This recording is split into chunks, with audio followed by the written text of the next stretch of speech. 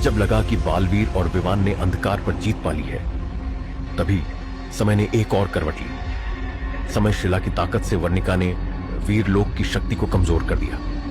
शौर्य, जो सदियों से बालवीर का मार्गदर्शक रहा, अब गिर चुका था अपने आखिरी प्राणों के साथ।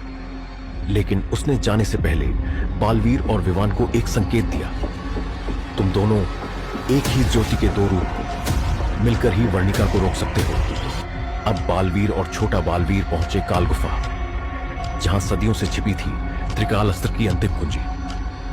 लेकिन उस कुंजी का रक्षक था ब्रह्मयोद्धा, जिसकी शक्ति थी मन को तोड़ना और भाई को भाई से लड़वा देना। ब्रह्मयोद्धा के जाल में फंसकर बालवीर और विवान आपस में ही युद्ध करने लगे। वर्णिका दूर से देख रही थी और मुस्कुरा रही थी, क्योंकि अब जीत उसके कदमों में थी। लेकिन तभी शौर्य ने अपनी अंतिम शक्ति का आह्वान किया और बालवीर विवान के मन से भ्रम तोड़ दिया। दोनों वीर जब एक हुए, तभी प्रकट हुआ त्रिकाल अस्त्र, एक ऐसा अस्त्र जो समय, विचार और आत्मा तीनों को बांधने की शक्ति रखता है।